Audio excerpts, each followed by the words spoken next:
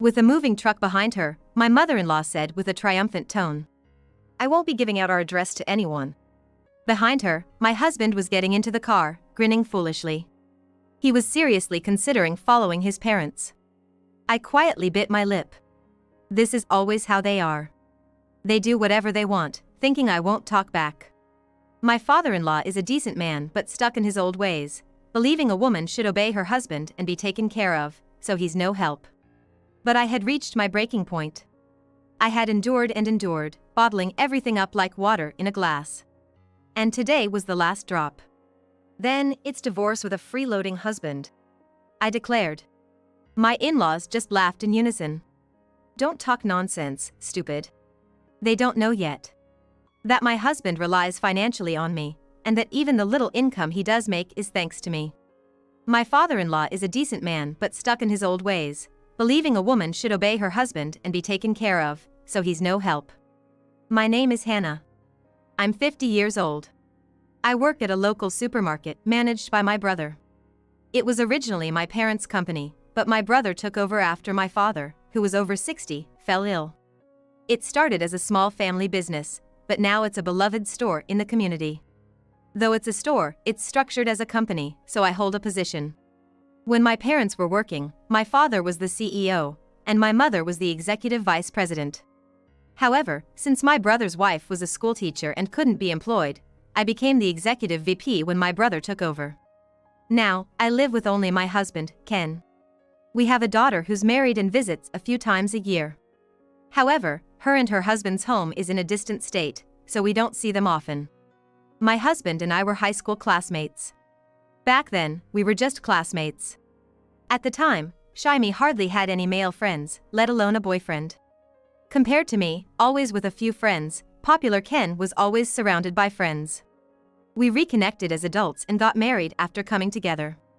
"I like modest and demure women like you, Hannah," he said shyly as we pledged our future together. I realized choosing this was a mistake only when it was too late. Right after we got married, the relentless snide remarks from my mother-in-law began. "Quit your job and devote yourself to Ken. And you'd better have kids soon, or you're no good as a wife," she first said. Back then, I was just an employee at the supermarket. My husband was still working normally, so I could somewhat understand my old-fashioned mother-in-law not getting my job. But saying I'm useless if I don't have kids felt like too much. Even after having our daughter, my mother-in-law didn't change. I gave birth to a girl. Then, my mother-in-law haughtily said, "Disappointingly, it's a girl. You need to have a boy soon." I had boys, you know. To me, my daughter was priceless, but to my mother-in-law, she was just a mere girl. My husband loved our daughter, but whenever we visited his parents, he never argued back against his mother. He even joined in mocking me. "She can't seem to have another kid. And her cooking's terrible, nothing like Mom's," he would say. Then, my mother-in-law would clap her hands in joy and laugh. Pleased, she would give my husband some spending money, and he'd happily buy liquor and magazines with it. "You could stand up for me a bit. And that's not fair to our daughter," I'd complain after we got home. My husband would just sigh in annoyance. "She's just a baby, she won't understand, you're worrying too much. Mom's happy if you just play along, just bear with it," he'd say. It was really hard, but it was just during visits to his parents, so maybe I should just swallow it. But my frustration never faded. I just kept enduring. However, things took a turn for the worse. Until then, we only met my mother-in-law when we visited her, but she started coming to our house. It all started when my husband lost his job. His company went under due to poor performance. With no income other than unemployment benefits. And those only temporary. We couldn't live on that alone. So, I took the offer from my brother for a full-time position with a title, and I started working in earnest. Our household came to rely on my income. With the grand cause of helping our son. My mother-in-law, armed with what she believed was a righteous cause, eagerly made herself at home in our house.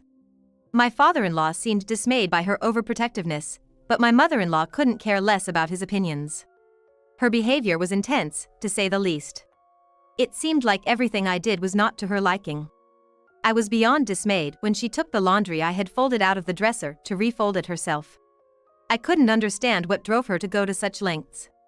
If she disliked it so much, I thought she didn't have to bother coming to a house where I was present. Hannah, when are you gonna quit your job? It's because of you that Ken can't find a job. She had the audacity to blame me, the sole provider for our household.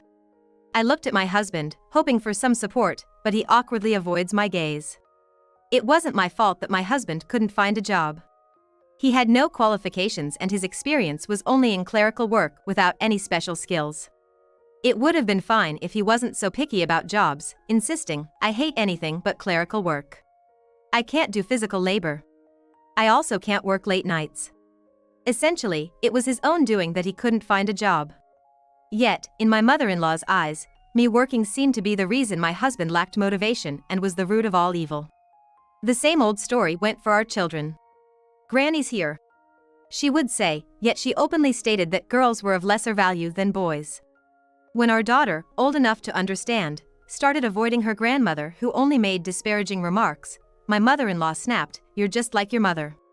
Not cute at all." My daughter was shocked, and my husband did nothing but lie in front of the TV, not bothering to intervene. "There's no need to talk like that. If you dislike us, you don't have to come over." Unable to contain my frustration, I confronted her, to which she arrogantly replied, "This is my son's house. If you have a complaint, you're the one who should leave." Let me reiterate, my husband was unemployed, and I was the one supporting the household. It infuriated me how my mother-in-law refused to see reality. And seeing my husband just lying around every time I heard those words only added to my sadness. When I reported this to my father-in-law, it seems he scolded my mother-in-law out of his love for his granddaughter. After that, my mother-in-law stopped making remarks about my daughter and reduced the frequency of her visits to our house by half. Years later, my husband decided on a life without work, fully becoming a freeloader. Meanwhile, I contributed to the supermarket's sales by coming up with new ideas from a housewife's perspective and focused even more on my work. When the supermarket was hiring part-time workers, I suggested to my husband, "It's an easy job. Why don't you give it a try?" Eventually, he managed to get employed, working just twice a week. During a visit to my in-laws for a holiday, my husband proudly reported his employment. Though it wasn't entirely his own doing, I thought it was better than nothing and watched over him warmly. "Ken finally found a job. He's truly remarkable. Work hard and shut your wife up, make her quit her job soon. A wife's place is in the home, after all," my mother-in-law said in a voice loud enough for others to hear. Furthermore, during visits to the cemetery, she would start gossiping about me to acquaintances and neighbors. "My daughter-in-law just makes pocket money at her parents' company, it's truly shameful.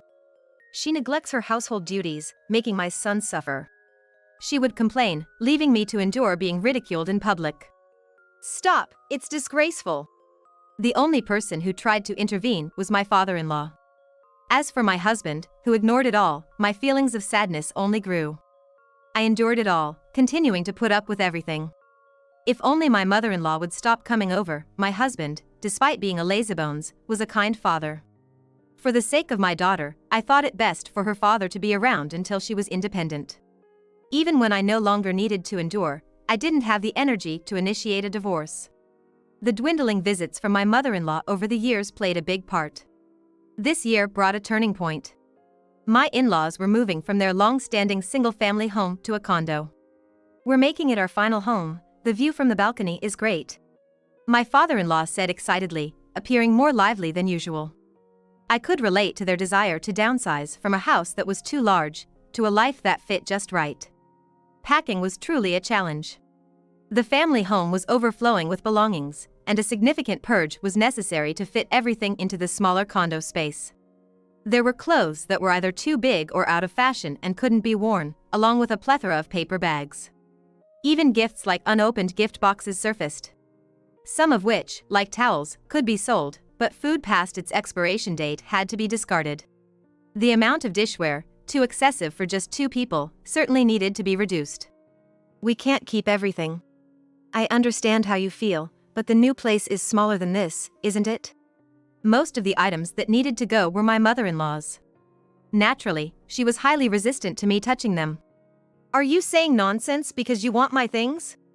How shameful!" Fuming over what she deemed unworthy of desire, my mother-in-law glared at me. I decided it was a lost cause to argue and shrugged it off, making my exit. The day of my in-laws' move finally arrived. I hadn't been told the exact location of their new condo. Regrettably, I wasn't particularly eager to know and planned to wait until they felt like sharing. The moving truck was the smallest size available, a compact truck. Watching it get loaded up, I worried whether everything would fit, and sure enough, items started to overflow. Then, my husband began loading our car with the excess. Next, my in-laws got into the car, leaving no room for me. Stunned, I watched as my husband started the engine with a smug look. In a panic, I knocked on the car window. Honey, what's the meaning of this? Are you taking your parents? Should I just wait here? My husband cracked open the window and declared, "You can find your own way back. I'm gonna live with my parents. Call off work for a while, will ya? See ya." As I stood there dumbfounded, the back seat door opened. Out stepped my mother-in-law. With a triumphant expression, she announced, "Ken said he suffers from being scolded by his wife every day, so we decided to take him with us. Reflect on your loneliness and think about what you've done." After finishing her declaration, she made a point to nudge my shoulder. Reluctantly, I asked, "For emergencies, could you tell me your new address?" "We don't give out our address to strangers." This time, I was truly speechless. I had reached my breaking point and felt utterly deflated. It felt like all the endurance I had accumulated over the years had finally spilled over. Today was the last straw, I realized. "Then, it's divorce for me and my freeloading husband," I stated calmly, though I put a tiny emphasis on freeloading. My mother-in-law, standing right before me, clearly heard me. She glanced at my husband, but quickly regained her composure, glaring at me venomously. My father-in-law, having been in the car, seemed not to catch what was said and came out asking, "Huh?" I made sure he heard me this time, announcing clearly, "I'm divorcing Ken in his current freeloader state. Please take him with you. I won't be bothered with him anymore. Thank you for everything up to now." As I bowed politely, my in-laws laughed, drowned out by the sound of the engine. "Don't talk nonsense, stupid." They both seemed to grasp the seriousness of the situation. Resting his elbow on the open window, my husband looked up at me with a slight smile. "A working Ken can't be a freeloader. You won't be able to live without me." I found my father-in-law's grimace pitiable. Thinking to myself that it's his son who won't be able to live, I tilted my head. "You do know about my income, right?" My father-in-law shook his head in denial. In front of a surprised me, my mother-in-law yelled with frustration, "Acting all high and mighty when you're just living off your parents' allowance." It finally dawned on me at this point. My in-laws really knew nothing about our financial situation. At the very least, I had told my mother-in-law when I took my current job. Maybe she forgot because it was a long time ago, or perhaps she never intended to understand. Either way, I hadn't expected them to be this uninformed. But now, that doesn't matter anymore. "All right then. I'll send the divorce papers later," I said, feeling oddly relieved. I was tired of explaining. Once I made up my mind, strangely, my heart stopped stirring. Then my husband chimed in. "You can't send them if you don't know the address. You're more clueless than I thought." He laughed, ushering his parents into the car before honking the horn shortly and driving away. I silently watched them leave. Returning home by taxi, I promptly went to the lawyer's office. Not knowing the current address wasn't a problem. My mother-in-law subscribes to several mail order supplements, so it should be fine. I chose to send the divorce paper. On my way back, I prepared several extra copies of the divorce paper, thinking about what I'd do if the one I sent got torn up. A few days later, my phone rang. I thought it might be my husband. But it was my father-in-law. "Hello? The divorce papers arrived." "Are you serious?" "This is going too far for just making a point." I chuckled at the thought that he still considered this just a bluff after all this time. I had thought he was reasonable, but perhaps he's just another member of that family, after all. "Of course, I'm serious. You can file it there, or I've included a return envelope so you can send it back to me. Don't worry about my livelihood. I am, after all, an executive of a company, so I do have an income." I responded firmly. Then my father-in-law muttered, seemingly perplexed. "A woman being a company executive, is that even a thing?" He still seemed doubtful. I remembered telling him before that our company was small and that I was the executive, but how had he taken that? Maybe he never really listened. Or perhaps he misunderstood due to his poor hearing. There are female executives in other companies too. Well, you don't have to believe me, but I've reached my limit. I've had enough. I replied, without the intention to explain further. Simply tired. Then, my father-in-law grunted lowly. I see. If that's how it is, I won't say anything more. Sorry for all the trouble we've caused. I could tell from his strained voice that he genuinely felt sorry. It seemed that my father-in-law was the only somewhat reasonable person on their side after all. Relieved, I politely responded, "No, thank you," and hung up. Half a day after my father-in-law's call, the next one I got was from my husband. I was out when my smartphone rang, and seeing my husband's name, I decided to turn on the recording feature and start the conversation. "Hey, this is terrible, suddenly demanding a divorce. Sending this and threatening to sue me. If you don't change your mind, you'll regret it." He blustered, even though he was the one who unilaterally moved out. And since he declared me a stranger and left without giving an address, it's only natural for me to consider divorce. It was infuriating how he acted like he was the victim. Continuous emotional abuse is the main reason, you know. It's sad that the diary I've kept since I was young will serve as evidence. You leaving on your own in this case seems to admit fault on your part. That's what the lawyer said. I explained, while my husband kept interrupting with "huh" and "what" in a rude manner. His attitude made me wonder if he was listening at all, but when I mentioned the lawyer, he suddenly panicked. "A lawyer, huh? You can't be serious." My husband's voice trembled around us. I had the phone on speaker mode, so the person in front of me could hear as well. Smiling reassuringly at them, I firmly responded, "Of course, I'm serious. Right now, I'm actually in consultation. From now on, let's stop discussing directly and go through our lawyers." As I was about to say please communicate through them, my husband interrupted with a shout. "No way, I won't agree to a divorce. What about my job? It's going to be awkward. Let's meet and talk this over. I'm coming over right now, hear me out." I couldn't help but chuckle hearing my mother-in-law in the background saying, "Just let him go," her voice barely audible. The person across from me, the lawyer I was consulting, looked amused as if to say, "Oh dear." As I pondered what to do, the lawyer quickly jotted down a note and showed it to me. It read, "Invite him to this office." Following that advice, I instructed my husband. "I'm not at home right now, I'm at the lawyer's office. If you insist on talking, come here." After giving him the office address, he assured he would come and hung up. Sipping the coffee provided by the office staff, I waited for my husband's arrival. I wonder if he'll actually come. He's quite cowardly, he might just run away. But soon enough, my husband arrived. I had expected a one-on-one confrontation with him and the lawyer, but surprisingly, he wasn't alone. His parents accompanied him. It seemed he said, "I can't do this alone," and had brought his mommy and daddy along.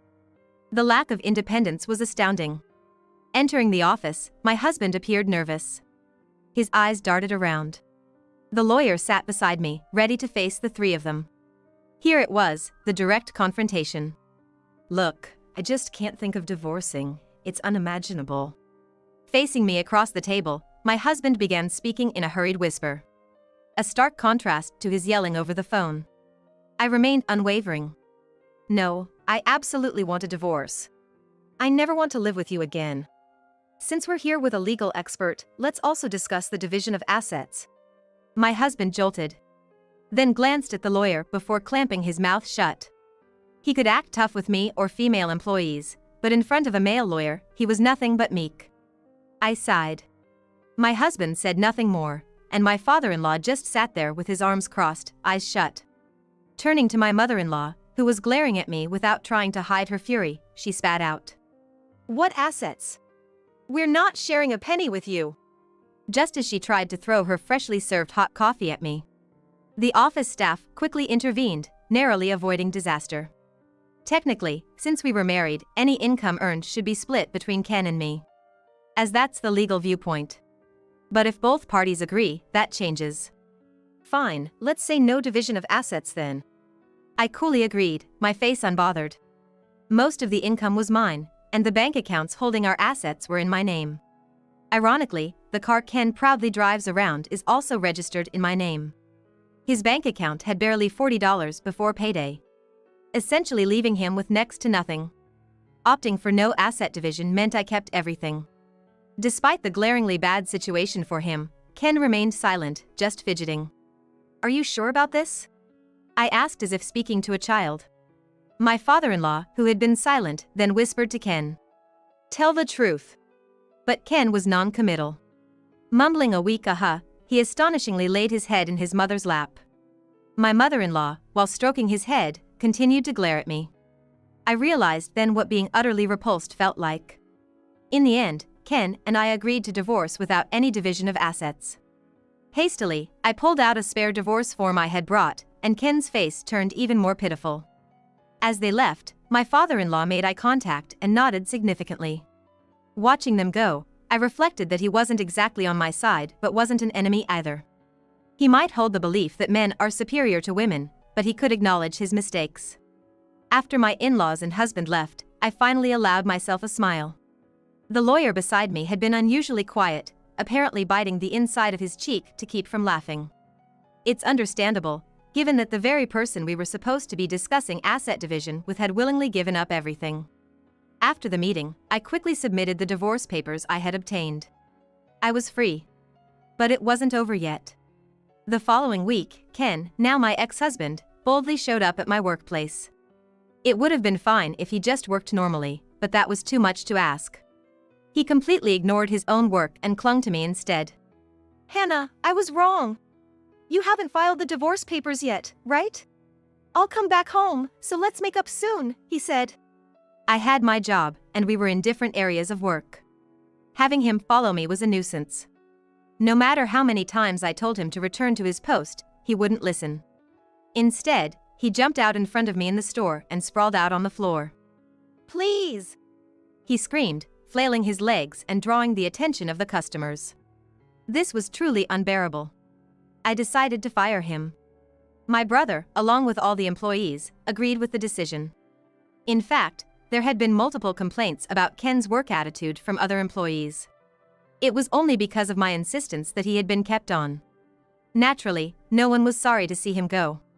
The next day, our supermarket was in turmoil again.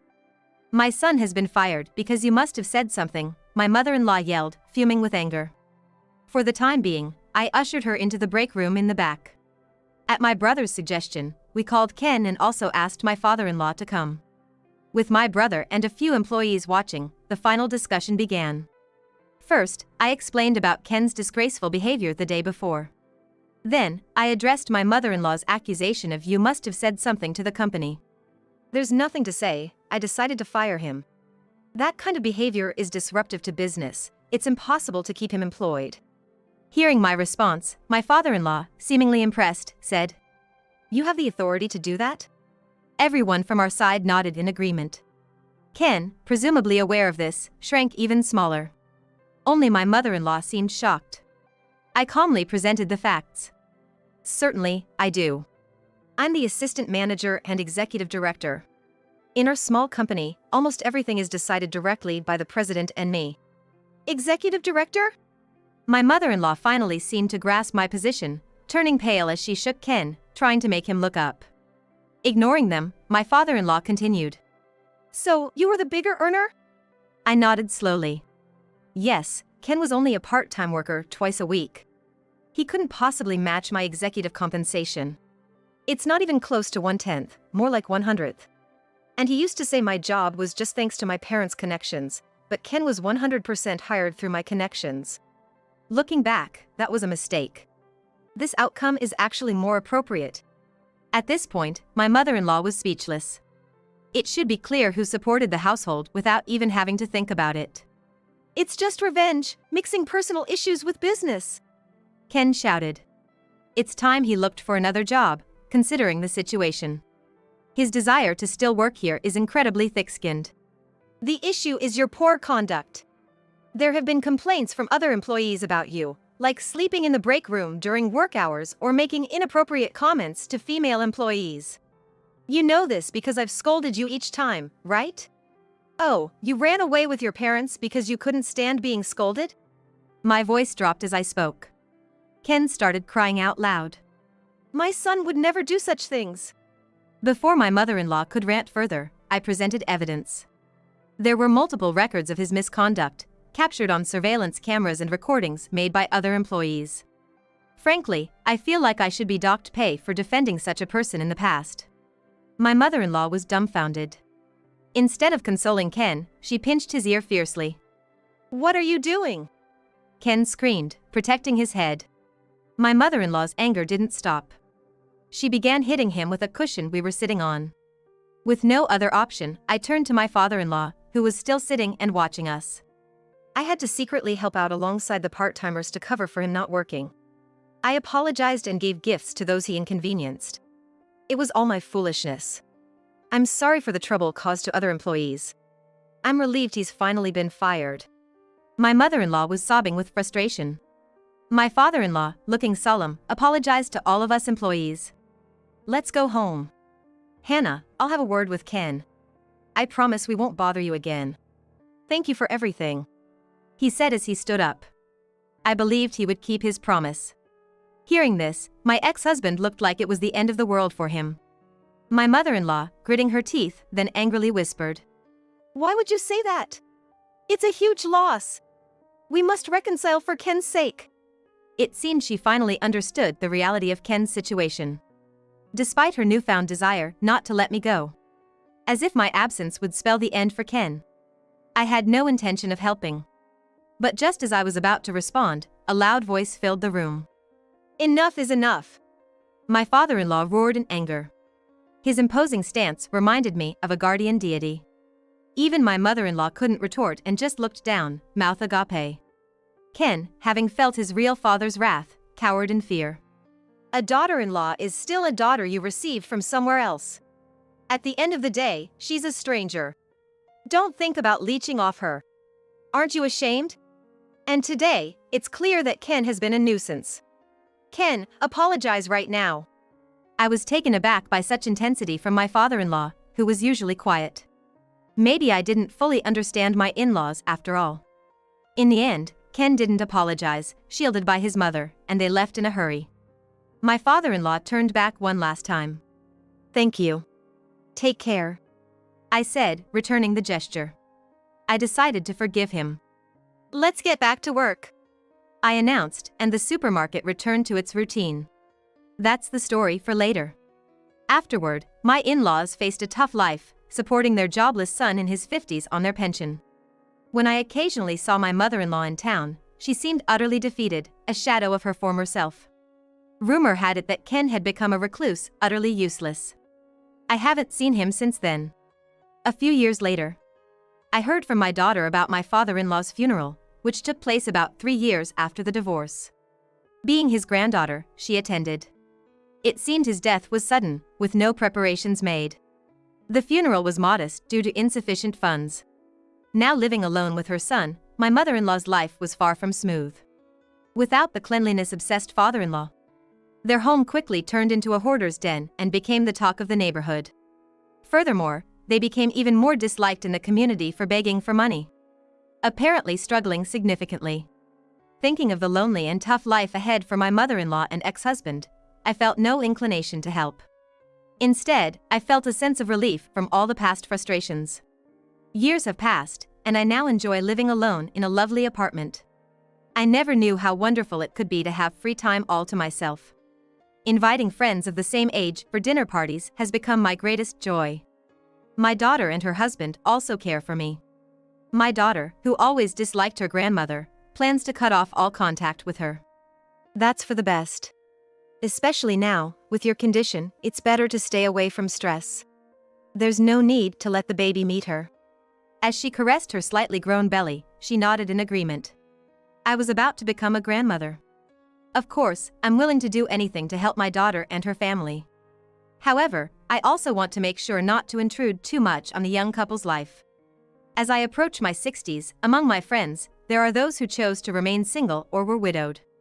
Lately, we've been discussing possibly living together in a retirement community of single ladies in the future. This time, I dream of a life where we can discuss anything without having to hold back, unlike before. Surrounded by much happiness, I'm sure I'll continue to live my best days from now on.